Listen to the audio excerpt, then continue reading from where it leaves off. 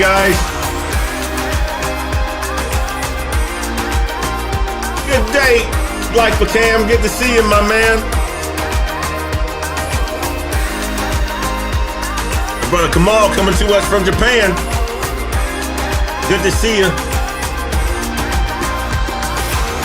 Do a tech check. My brother Kamal. Let's get my brother Kamal. Look at him, man. I like that. Looking like he in the desert somewhere, man.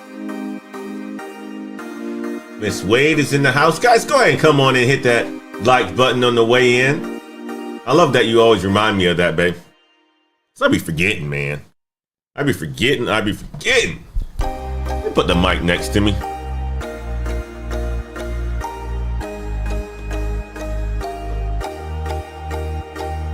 Smash, smash, smash that like button. Juan Gonzalez says, I love it, man. I love the beautiful baby that you're holding too, my man. Good to see you. Good to see you. All right, make sure my volume is not too high. All right, we're gonna bump it down just a little bit. You know, I got that loud voice that been projecting, man.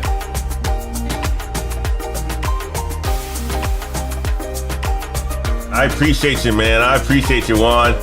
Thank you, sir, man. Thank you, sir.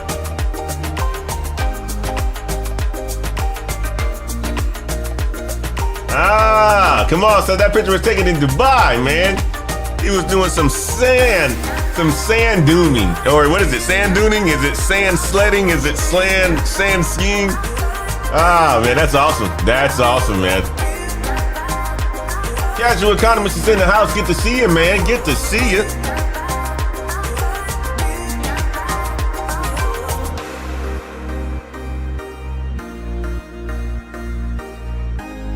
Let's kill the music. Let's kill the music. Guys, it is Saturday the 19th of August. It's time to get going, man. It's time to get going, guys. It's time to get going. That's what it's time to do. It's time to get going, guys. Let me start off the show like this, man. I got an awesome show for you guys. I'm going to get to the point. I'm just going to dive into it. We're going to have a little bit of fun this morning. We're going to dive into it. We're going to have a little bit of fun this morning. First of all, we're going to be talking about big tech and how you shouldn't be working in big tech right now. How you shouldn't be working in big tech. And I'm going to give you some of the reasons why you shouldn't be working in big tech right now. And instead, you should be working for Fortune 500 companies in tech roles. Many of you guys are probably looking at the thumbnail and saying, what is Antoine talking about, man? That's all he talks about is tech, right? That's all he's talking about is tech, but he has a thumbnail that's out there that's saying don't work in the tech. Well, I'm saying don't work in the big tech. And there's reasons why you shouldn't be working in the big tech. And I'm going to hit on some of those reasons today. I'm also going to be talking about my 7 to 8 top tech jobs of this year, 2023. Did some research for you guys. I want to throw these out to you. I'm going to make this into a shorter video next week, but I figured that I can talk about that now in today's show. And I want to get your guys' feedback, man. Let me know what you guys thinking about what I consider to be my top 7 to 8 tech jobs of this year going into 2024. We're heading that direction already. We're already in month 8 already, guys, of 12. Ah, darn, man. We on the second or the third half of the year. Well, man, how do I even say that? We're on the later half of the year. That's why I'll say. I'll make it simple. We're on the later half of the year. If you divide the year off in 4 quarters, right? We're in year 8. So that means that we're in the third quarter. We are in the third quarter, man. Third quarter heading to the fourth quarter where there, you know, it's going to be a big fight because many of us are tied with where we thought we were going to be. Many of us are losing, meaning we got to make up points. If you guys are losing and need to make up points because you haven't done what you say you were going to do, and it's already in the third quarter because you have been procrastinating. Let me use that term again. You have been procrastinating. Then you need to book a coaching session with Black Heights. Go ahead and book a coaching session with Black Heights, www.blkheights.com. We will get you right. Coach Kenneth Barney will make sure that you walk away with the coaching call with actionable steps. And if it's a mentorship call, however you decide you want it, you walk away with actionable steps and a path that you should head into so that you can score game-winning touchdowns when it comes down to the end of the year, guys. Many of you guys are behind. I know it. I talk to you guys almost every single day. Many of us are behind. So what do you need to catch up? You need coaching. You already have the skill set. You already have the talent. You just need coaching in order for you to get there. Go ahead and book a coaching session with Black Heights, www.bokheights.com. Oh, man. Let's get into it, guys. Let's get into it today. So why am I saying that don't work in big tech? Well, I'm saying that don't work in the big tech for a number of reasons. I came across this article that was on Business Insider this year, or this week, actually. And it was by a CEO named Shin Zhao, and he is a CEO of Zero.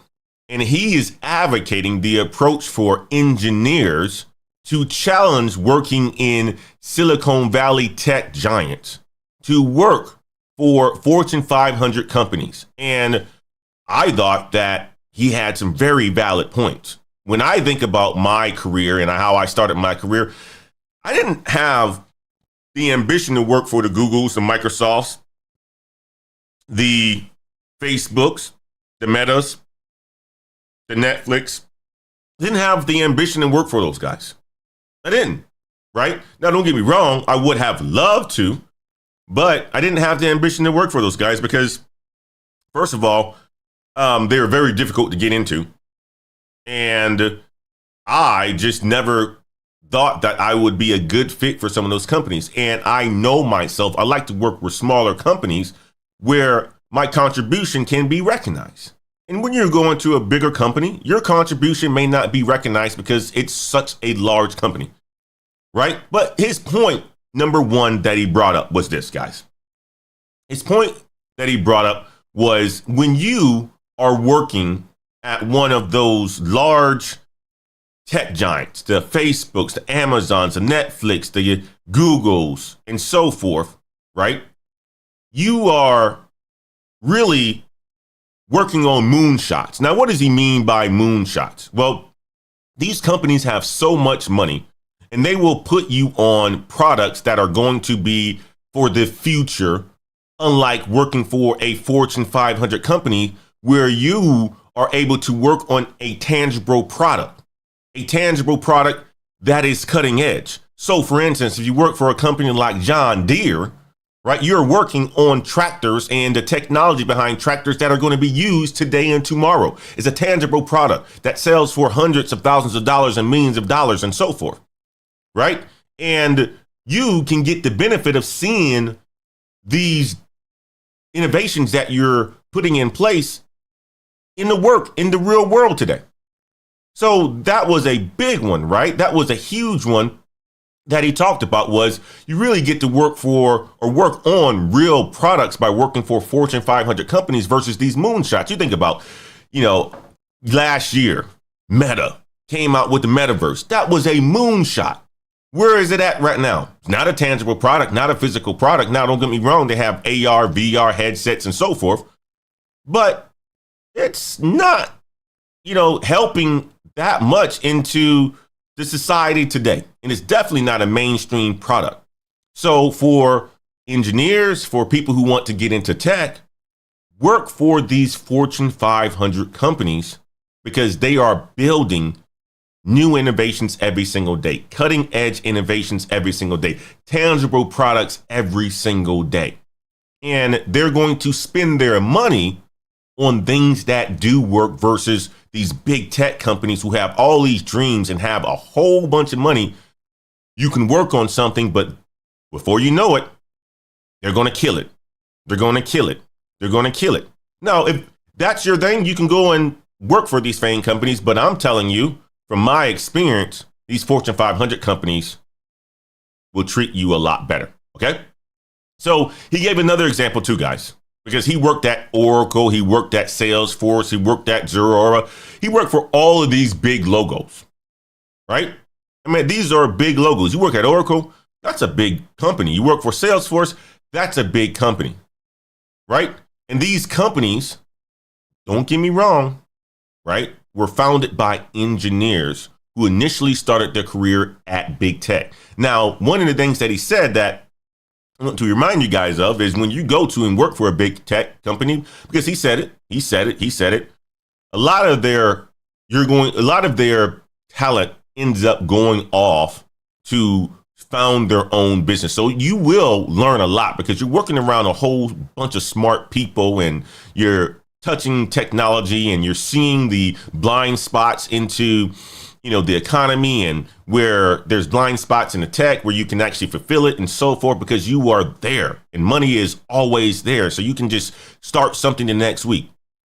So he did say that was a benefit of working for these big tech companies where you can gain the skills, leverage the skills, get the capital and so forth to be able to see the blind spots in the world and focus on those specific things.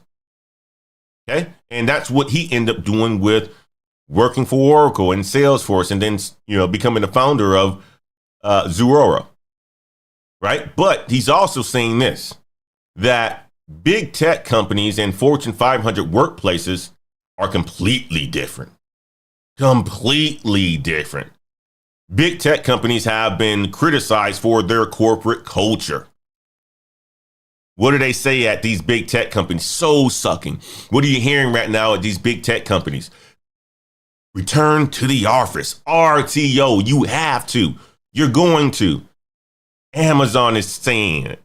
Facebook, Meta is saying it. Google is saying it. Now they're tying your performance to you being in the office. Right? So they have these company cultures that resemble a soul-sucking machine. Right? And it may not be a good fit for you. In contrast, right, Fortune 500 companies tend to offer more of a balance in a grounded work environment. Okay, I think about myself. I don't work for a Fortune 500, but we service Fortune 500 companies. I can tell you this, company culture is something that's very important to us, but also company culture is something that's important to me. I wouldn't have been at this company for as long as I have if they didn't have the people and the culture that resided there. So culture is very important. When you go to some of these big tech companies, it's like kill or be killed, soul sucking, put in the work, get it done, right? You saw what happened with, Elon Musk taking over Twitter. All these people, sleeping on the floor trying to get all these new changes out. And what did he end up doing? Still firing their asses, right? Yeah, Fortune 500 companies, they don't treat people that way. They don't treat people that way. So think about it from that aspect as well. When you are looking to get into tech, you might want to stay away from big tech because the company culture may not be for you. One of the companies and some of the companies that I think about, Fortune 500 companies that you should be potentially looking at are companies like Honeywell, Volvo, Boeing, Whirlpool, General Motors, Nike. These are all companies that if you are an engineer, you wanted to break into tech, you can potentially do it and you will be able to work for some big time companies doing some meaningful projects without getting lost in this whole corporate machine. I mean, each one of these companies that I named have meaningful products and projects that are going on all the time. And they need tech people. They're hiring tech people. They're tech companies, although they don't call themselves tech companies, right? Another thing too, if you are young, an engineer or, mid-career and so forth, you really want to make an impact on society, right? And a lot of these Fortune 500 companies give you that opportunity to do so, right? They give you the opportunity to contribute to multiple avenues on projects that really matter. From sustainability projects you think about the automotive industry. What are they trying to do right now? Well, they're shifting a lot of their resources into electric vehicles. That's a fantastic product and project, and it's impactful to the world, right? If you believe in all of that, it's a big impact on the world. Going to electric vehicles. So you have an opportunity to do such a thing. You won't be able to do such a thing at these big tech companies. Okay?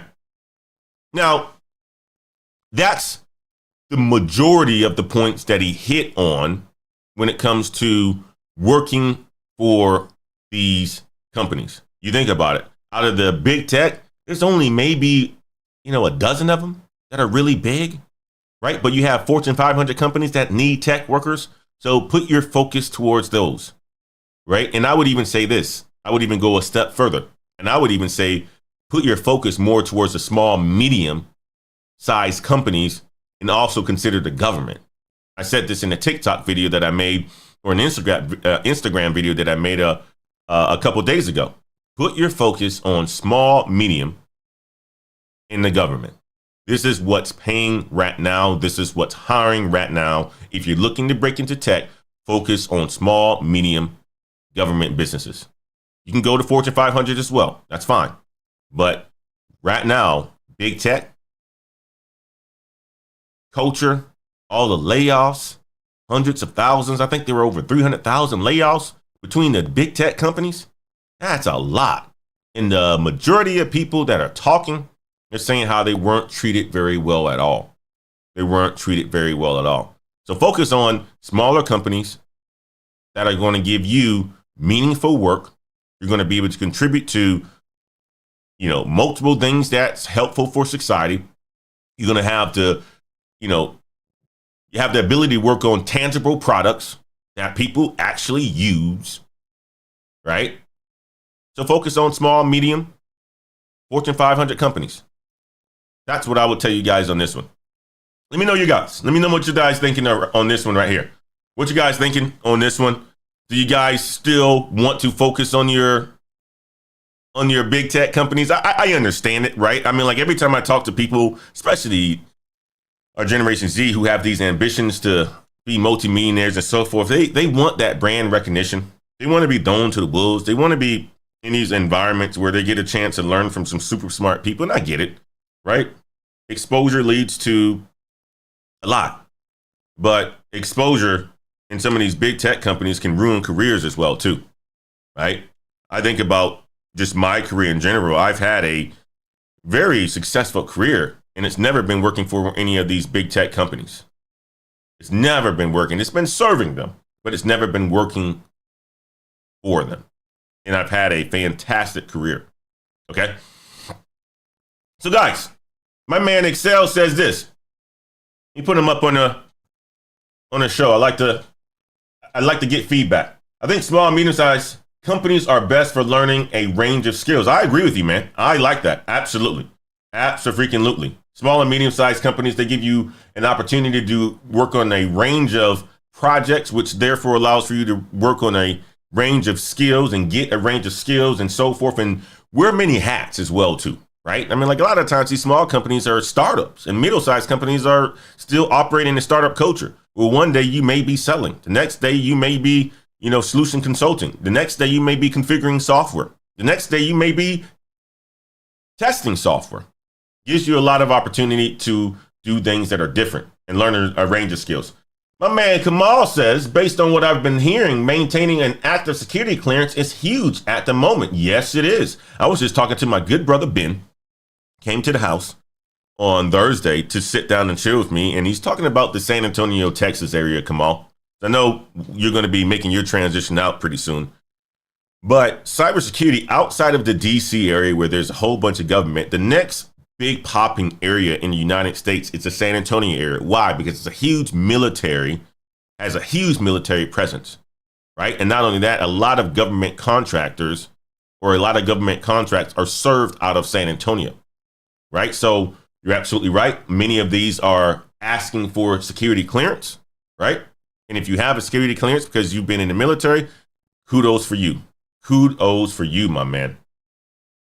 My man Gabby says, or my lady Gabby Shanti Says big tech throws you away when they're done with you. Culture is prioritized in my Fortune 500.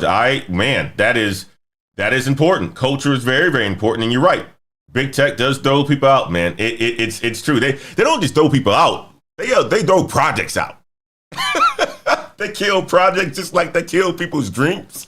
And, you hear about all these tools and stuff like that are out there, and 1 minute they're doing pretty well, and next minute they're dead, right? And that's what big tech does. That's what big tech does for sure. Miss Wade says, join the Black Heights Patreon. Guys, go ahead and join the Black Heights Patreon. Become a member of the Black Heights community. Fantastic community of over 100 tech professionals that are climbing the corporate ladder today. Fantastic individuals that are in here, from Brother Kamal to Brother Christian, who's watching the show, Brother Damien, so forth. Fantastic individuals. Go ahead and join the Black Heights Patreon. Rashawn says, I don't know who it is of you. Show me the money. That's all that matters. Money over status symbols. He says, you know what? He wants the money. I like it. Rashawn. That was my mentality. That was my mentality as well, coming up in the tech space. But what I recognize, though, Rashawn, is that in my experience, when I compared my salaries working for small, middle-sized companies to my peers that are at big tech companies, I ended up, for some reason, making more. Not sure why. I definitely moved up a lot faster. Now, was I smarter? Not sure, right? But definitely was making more money than these guys were at the time when we compared ourselves in our career. So, but yeah, it's important. It's very, very important. Our brother PBO is in the house. Good to see you, my man. Good to see you. Guys, go ahead and check out Professor Black Ops. Sorry. I said Professor Black Ops. But Professor Black Ops, cybersecurity professional, teacher, Brother Hightower, LinkedIn professional, and so forth. Go ahead and check out his YouTube channel out.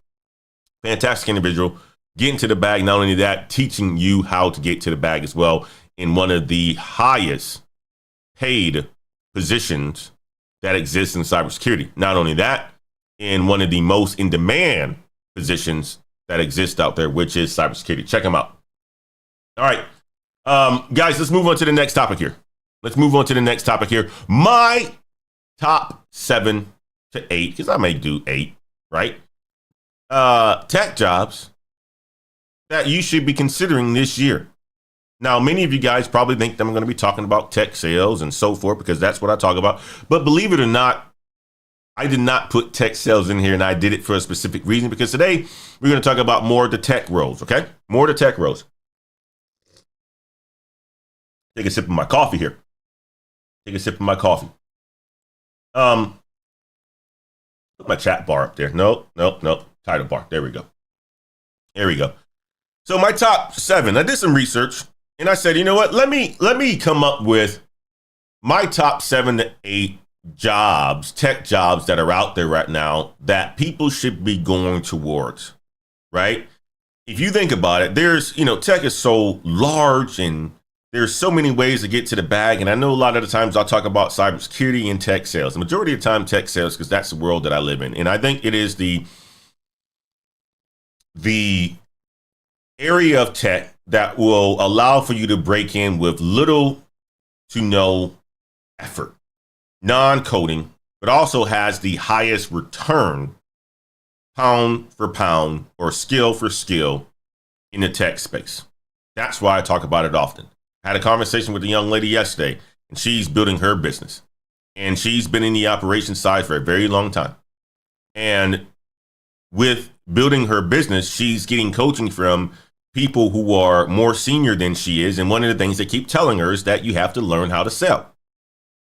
And it was funny that she brought that up, because she had no idea that I had a YouTube platform and I was in sales and so forth. She was basically interviewing me for, leadership and for her to get some quotes for a book. Well, she found out a lot about me, tech sales and so forth. And I explained that when you learn how to sell, you will understand that it's not car sales like, it's more consulting. But when you learn how to sell, it's going to help you in your outside of your W-2 as well. It's going to give you the confidence. It's going to give you the ability. It's going to give you the skills and so forth to make transactions happen. So for her, she's been lagging on making money in the entrepreneur space and went back into the corporate world. And she's getting told by her leaders that she needs to learn how to sell if she wants to grow her business. So I said the exact same thing. Learn how to sell. Once you learn how to sell, you're going to be able to make your business grow. That's the most important. When you are starting a business, you have to make it grow. And one of the ways that you can do so is by learning how to sell. Okay. But we're not going to be talking about sales in this video today. We're going to be talking about the number one on my list is that of an AI engineer. And guess what, guys? These guys can make $110,000 to $150,000. That's about average right now. Many of them are making a lot more, like prompt engineers or so forth, getting to the bag of $900,000, $500,000, and so forth. But an average salary for an AI engineer is about $100,000, $110,000 to $150,000. That's a lot of money. Okay. And what do these guys do? What does a AI engineer do? Well, they develop and deploy artificial intelligence systems, right? They work on a variety of projects such as developing self-driving cars, creating chatbots, right? Improving medical diagnostics. You know, I think about some of the AI engineers for Google. I did some research on this. They're working on developing self-driving cars that can safely navigate the roads. I was talking to my boss who was just in San Francisco, and there are so many cars, he says, that don't have people in them, right? And this is the role of an AI engineer, to help to develop self-driving cars that can navigate the roads safely. That's an AI engineer. Average salary is 110 to 150, but I'm telling you like that, they're getting paid a lot more money than that. What do AI engineers do at companies like Amazon? Well, they work on creating chatbots that can answer customer questions and provide support. You guys go to the Amazon website, right? You want to know a little bit more about the product? You click, next you know you have a chatbot that's up there that's asking you questions or answering your questions for you. That's what AI engineers do for companies like Amazon. AI engineers for companies like IBM, they're working on improving medical diagnostics by developing AI systems that can help doctors identify diseases early, right? So when you are an AI engineer, you can work in multiple companies doing meaningful work. Self-driving cars, cool as shit. That's working on some dope stuff. Working on Amazon on chatbots to help people cut down the amount of traffic and so forth, the amount of human labor that you need to have, because the chatbots can take it in and, go and find the answer and so forth. That's pretty cool. Working for, IBM and helping doctors to diagnose people's situations a lot sooner is very, very cool.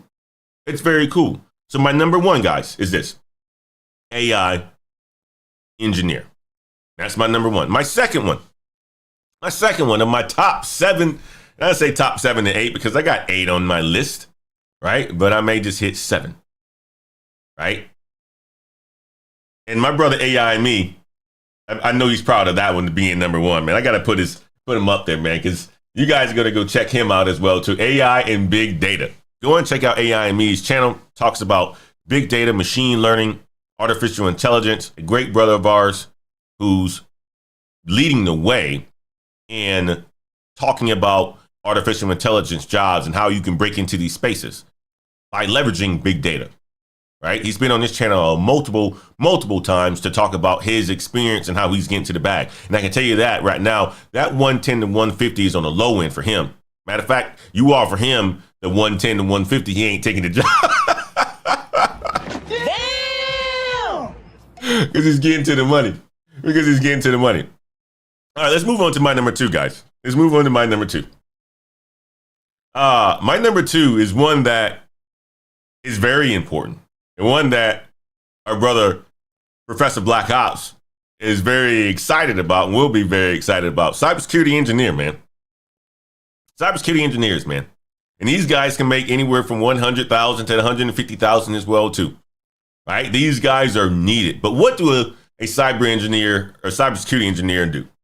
These guys are responsible for protecting computer networks and systems from cyber attacks, right? And they develop and implement security measures such as firewalls and intrusion detection systems. Okay. And these guys can make a lot of money. I'm talking about 110,000, 150,000. That's kind of on the lower side, but this is the average. But you got a lot of guys with more levels of experience that can make a lot more money. But even $100,000, $150,000 is almost twice or three times the median income in the United States, which is sitting around $55,000 a year. So you're making $100,000, you're already in the top 15% in earnings, right? You're making a lot of money. So what do cybersecurity engineers do at companies like Microsoft? Well, those guys are working for Microsoft, developing new ways to protect Microsoft products. And they're doing that to protect it from getting hacked and, their products or their services having cyber attacks. A lot of the times you guys see that, Microsoft Teams may be down, or you may not have access to your Outlook, or you may not have access to Office 365. A lot of the times because vulnerability attacks, cyber attacks have been on Microsoft. So cybersecurity engineers are there to protect companies like Microsoft and their products from these sorts of cyber attacks. Okay. Cybersecurity engineers at companies like Cisco, they're working to develop new security solutions for the Cisco businesses that exist out there. Cybersecurity engineers for the Department of Defense, right? They're working on protecting the nation's critical infrastructure from cyber attacks. Right? So these roles, or this role of a cybersecurity engineer, very important. Very, very, very, very important. And if you guys want to become a cybersecurity engineer, go ahead and check out the Leveled course, LEVELD, careers.com. Check it out. For $497, you would learn the skills to break into the cybersecurity field. Whether you are already in IT or just starting fresh, you can become a cybersecurity engineer by taking our Leveled course. It is taught by none other than Josh Madakar. Go to Josh Madakar's YouTube channel. One of the best cybersecurity content creators out there. Him and Professor Black Ops. Those are my favorite. Okay? Check him out. But also check out the course. For $497, you can break into this space making hundreds of thousands of dollars a year. Okay? What's my number 3, guys? What's my number 3? Many of you guys are going to like this one too. my man AI Me says this. AI Me says this, man. True, 150 is on the low end. Netflix playing 600K. I know, man. I know. I know, bro. Like, seriously, when I came up with these salaries, one of the things that I said, I'm like, I'm not doing these careers no justice, especially when I got bros like AI and me, who looks at, salaries or packages where they're sent that's making $100,000 and they're like, man, get that shit out of here. Oh gosh. Oh man. So Ms. Wade, thank you. I appreciate it. Guys, you want to break into cybersecurity? Go ahead and check out the link. Ms. Wade just left the code. Use the Black Heights, the Black 100 discount code for 40 or 50%, not 40% off, but $50 off, and get to the bag, guys. Get to the bag. I appreciate you, Ms. Wade. Thank you for throwing that up there. Let's do this. Let's switch topics. Let's go to my number 3. My number 3 is cloud, man. And you guys have been asking about this as of a lot late. Antoine, well, you haven't been talking about cloud, man. You haven't been talking about cloud. And I have talked about cloud, and I will continue to talk about cloud, but I don't talk about it as often because I haven't put a lot of focus towards that. But it will be part of the Leveled business sooner or later. So I will talk about it more. So it's coming up. You're going to hear me talking a little bit more about cloud because we're going to help you break into cloud. But my number 3 role, very important that you guys should consider if you want to break into tech, transition into tech. especially on these technical roles. Cloud architect.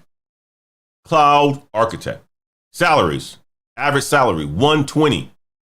This is more than cybersecurity. This is more than AI engineers, right? Cloud architects, 120,000 to 180,000. What do these guys do? Well, cloud engineers, they're cloud architects. These guys are responsible for designing and managing cloud computing systems. That's what they're responsible for, managing and designing cloud computing systems. So they work with businesses to determine their cloud computing needs and implement the appropriate solutions. Okay. You need to put this into a new a cloud system. That's what these cloud architects do. You have a on-premise solution, right, that you're storing in your own facilities and so forth. Cloud architects will help you get that transition into being able to write it for the cloud so it can actually be in the cloud on one of the cloud provider solutions, AWS, Google, Microsoft Azure, and so forth. Cloud architects for Amazon Web Services, what do? Well, they're responsible for working and designing and managing the AWS cloud platform. Okay. Cloud architects at Microsoft, what are they responsible for working on? Well, they're responsible for working on designing and managing the Microsoft Azure cloud platform. Cloud architects for Google, exactly the exact same thing. Working and designing and managing the cloud platform, helping to make it easier for companies to deploy their solutions in the cloud. Okay? Typically from on-premise to cloud types of systems. These guys are making 120,000 to 180,000 on average. It's a lot of money, guys. I'm gonna give this one a damn as well too, man. Damn! Good money, man. It's good money. And my man, or Gabby, I have no idea. And I'm just gonna use my man. I like to use that term, and I don't mean any disrespect out of it if you aren't. But you made a good comment. Oracle is taking over my F5 systems. Cloud engineering is big. Yes, Oracle is absolutely crushing it, man. Oracle is absolutely crushing. I had a conversation about that the other day. Oracle, let me run some stats on Oracle and how they're crushing the cloud right now, because Gabby brought up a good point. Okay. Oracle crushing the cloud. Oracle crushes Q4, remains the world's hottest major a cloud provider. Oracle. While most other cloud wars, the top 10 vendors have reported moderate growth rates, Oracle's cloud business accelerated dramatically in their fiscal Q4, with overall cloud revenue up 54% to $4.4 billion, and cloud infrastructure revenue up an astonishing 76% to $1.4 billion. Their growth is crushing the growth of Google Cloud, which had 28% growth, SAP, which had 24% growth, ServiceNow that had 24% growth, Microsoft 22%, Workday 20%, Amazon 16%, Salesforce 11%, IBM 10%, Snowflake 50% subscription growth, right? Oracle's growth rate, 54%, guys. 54%, they're crushing it. Absolutely crushing it. Why are they crushing? It's I haven't gotten to that level of details on why they're crushing, but I would assume you have a lot of companies that have Oracle solutions, and Oracle just making it easy for you to leverage their cloud to upgrade your solutions or to put new solutions in their cloud. I mean, like, everybody had an Oracle database at one point in time, SQL Server or Oracle, right? Best database that exists for a very long time. But they also have and done major acquisitions in other businesses as well, too. So quite naturally, it's just with their cloud focus, it seems like the fruits are just coming to ripe right now, right? So Oracle is absolutely crushing it.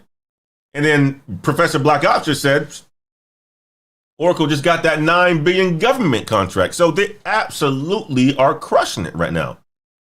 Absolutely are crushing it. I appreciate that, Brother Black, PBO. So, cloud architects, my number 3. My number 4 is data scientists.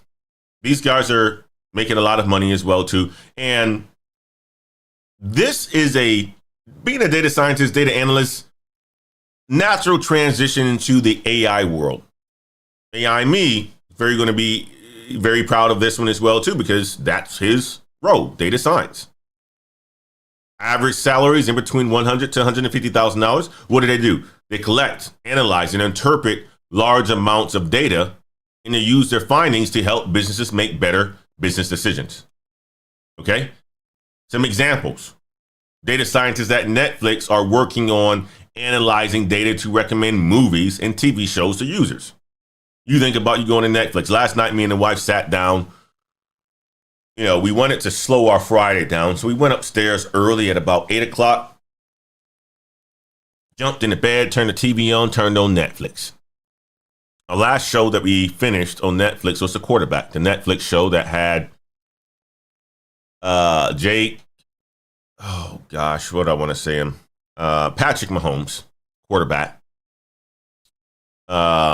Quarterback for the Minnesota Vikings, which is my favorite quarterback right now. And I can't think of his name, but he's a Michigan State guy. You guys knew who I'm talking about. Leave it in the chat. Leave it in the chat. It also had Marcus Mariota.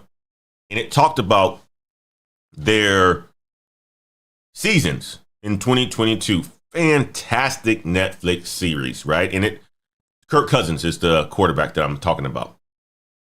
And he's my favorite quarterback, by the way, just because of this TV show. His values towards his family and his wife, all values that I get down with. His values towards how he goes about doing his job, all values that I get down with. Fantastic individual, down to earth, not one of those guys that just have to be out there just doing craziness stuff. Just a down to earth kind of dude. That's my kind of a dude, Kirk Cousins, and became my favorite quarterback. I'll be supporting Kirk Cousins for the rest of my life. Now, I won't be buying a jersey, but I'm going to support my man because he's a fantastic individual. But the whole point of me getting into that is when you go into Netflix, it's the data scientist role that's responsible for recommending movies and TV shows to you. So if I watch things like The Quarterback, it's going to put other, sports shows in my face. It's going to put other technology shows in my face. These are the roles or the responsibilities of a data scientist working for Netflix. Data scientists working at Spotify. They're working on analyzing data to recommend music to users. You go on like YouTube Music, something like that, and you play some. Today I went to the gym before I came on the show, and I was listening to this song called Let's Go by Key Glock. Dope song, by the way. And of course, YouTube Music, after the song goes off, it recommends another song. And it went into a Lil Baby song and so forth, because I like to listen to that bumpity bump in the gym.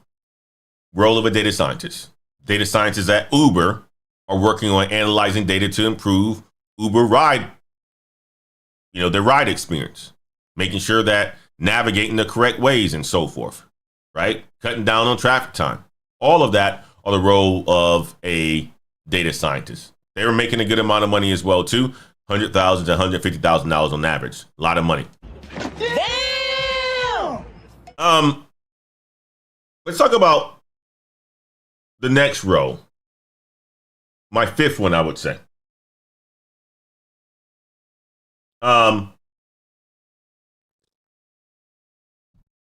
That of a role of a full stack developer. And give me 1 second, guys. I'm going to I gotta send a quick text message to a client of mine who wants to have a conversation today, and I'm going to be having a conversation with him. But he has no idea that I'm actually in a live stream show right now, and I want to make sure I get this over to him. Just give me 1 second, and I'll jump back to the topic. Give me 1 second. All right. We are scheduled for 11:30 a.m. my time. I am live, so check out the Black Heights channel. All right, we're good to go, guys. We're good to go. Make sure we get this up here. There we go. My apologies. Don't like to have my clients waiting on me. Boom. So, what's next? Full stack developer, guys. Full stack developer. Combination of front end, back end developers. And I talked about this in my top 5 skills that you should learn in 2023 to get to the bag is web development, UI, and so forth, right? Well, becoming a full stack developer will earn you $80,000 to $120,000 a year. And what are they responsible for? Well, they're responsible for the entire development process of a software application and work on both the front end as well as the back end application. So if you think about companies like Airbnb, right? Let's use Airbnb as an example. A full stack developer is responsible for developing the website and the mobile app that allows users to book and rent accommodations. Same thing for, what is the other one? VRBO. Full stack developers are responsible for developing that website as well as the mobile app that allows you to book and rent those properties. We rent properties all the time using Airbnb. Well, VRBO is our number one choice, but Airbnb, we leverage the platform as well too. Full stack developers for companies like Twitter. They're responsible for developing the Twitter website and their mobile app and allowing for users to post tweets, right? Allow you to follow other users and to view tweets. That's all work that's done by full stack developers, right? Full stack developers at companies like Facebook are responsible for the Facebook website and the mobile app, allowing users to connect with friends and family, share photos, all that sort of stuff is done by full stack developers. And you think about it, like as technology continues to advance and as more people start to get into entrepreneurship and so forth, you're going to see the needs for more and more full stack developers. So it is a job, a role, a career that's going to get you to the money. It's going to get you to the money. Average salary, $80,000 to $120,000. That's the average salary, guys. That's a lot of money. That's a lot of money, $80,000 to $120,000. And the more years of experience you have, you can be making anywhere 250 plus. That's a lot of money. And that one deserves a damn.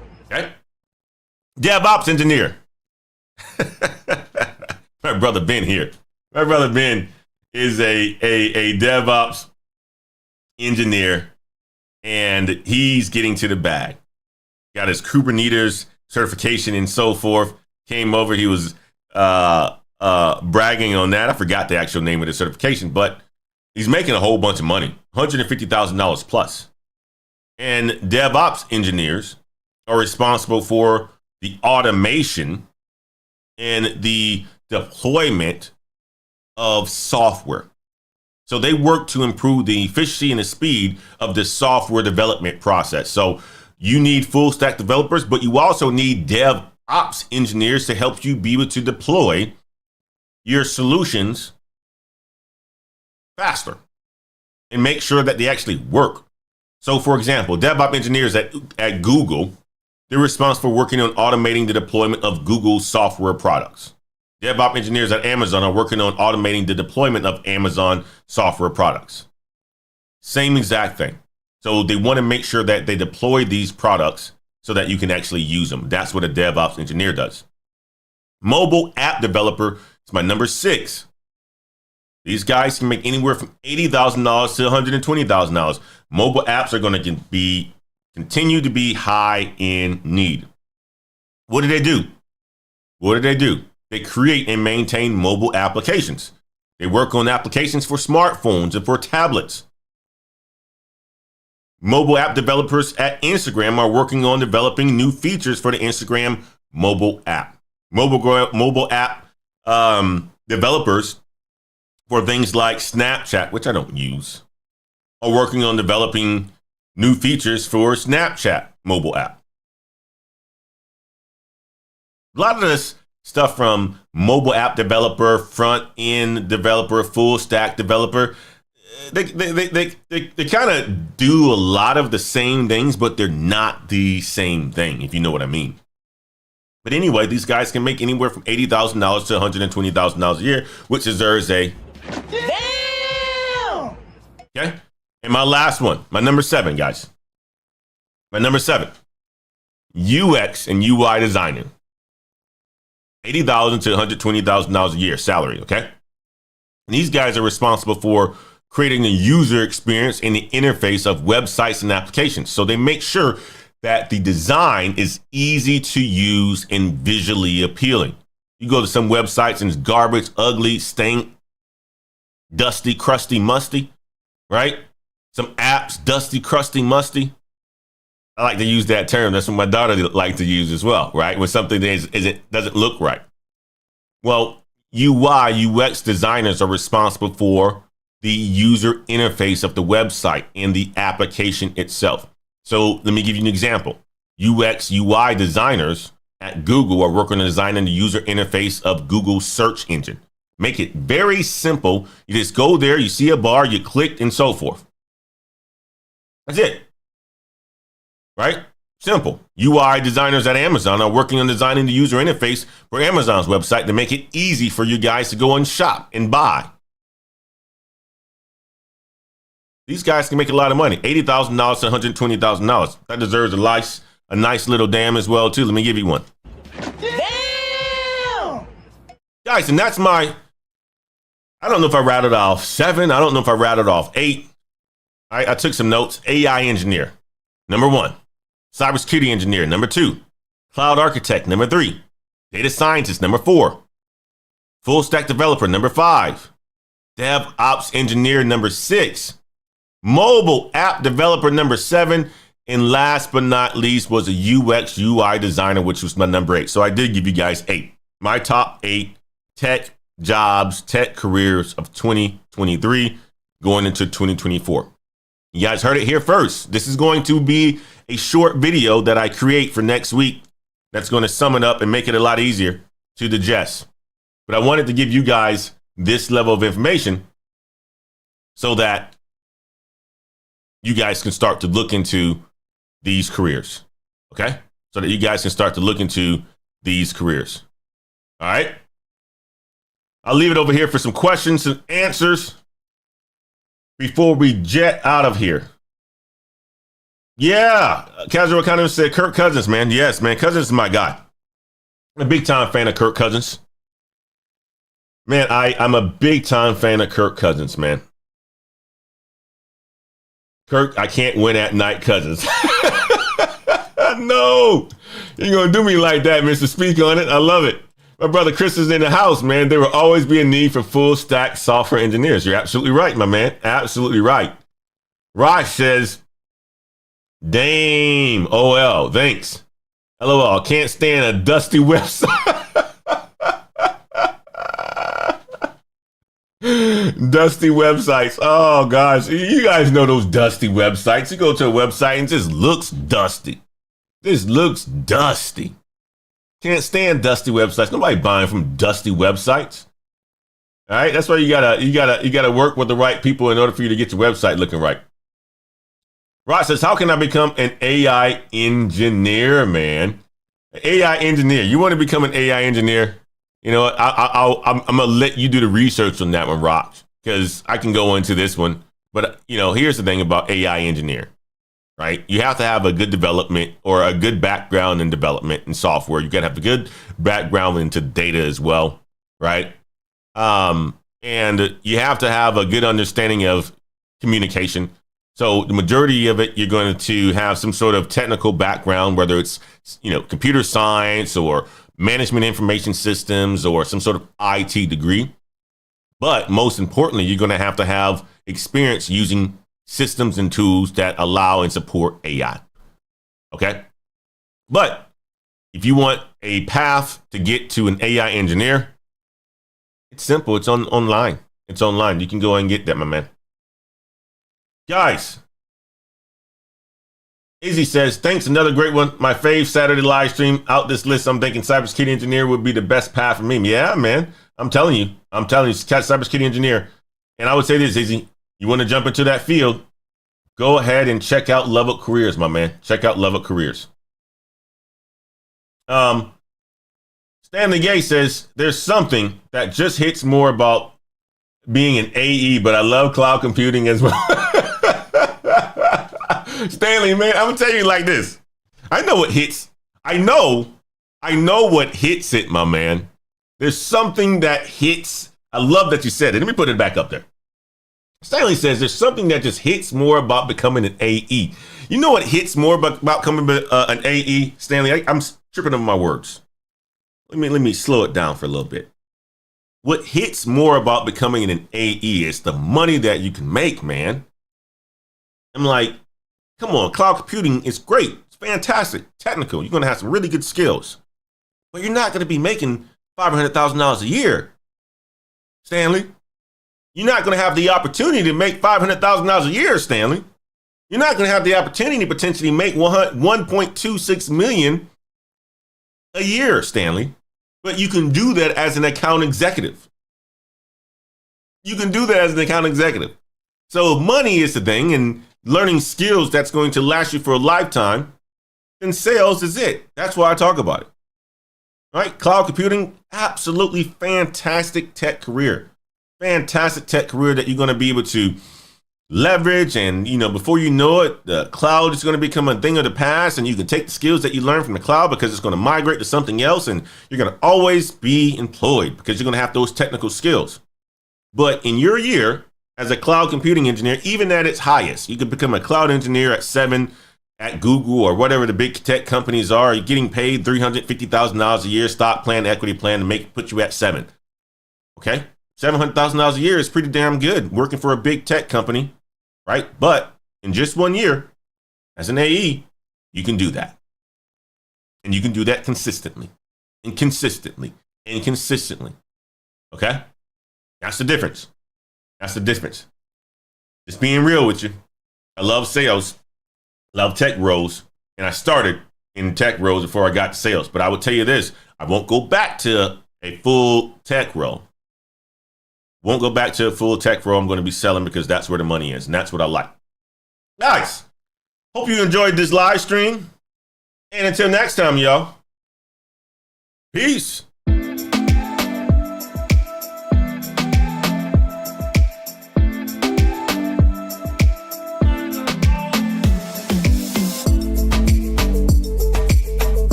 My man Rod says...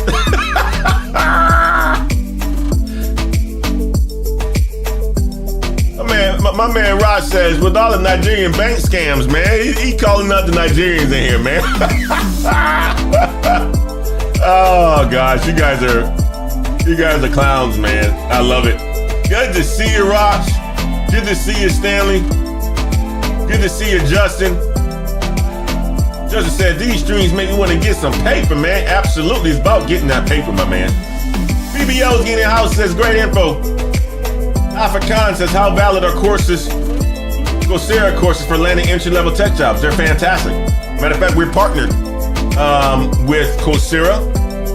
They offer my Black Heights Patreon members free licenses to their Coursera classes. And a lot of them have leveraged it to break into tech. Kirsten Alexander says, if you want to be a double threat, I will learn web development, UI, UX design, frameworks. Absolutely, that's fantastic.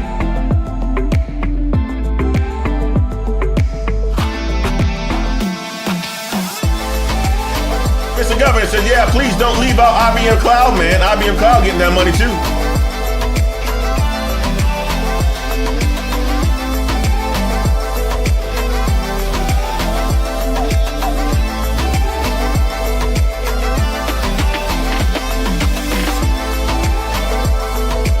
guys, make sure you hit that like button on your way out. Make sure you hit that like button on your way out. You guys go and enjoy the rest of your weekend with your friends and your family and your loved ones. And until next time, y'all, peace.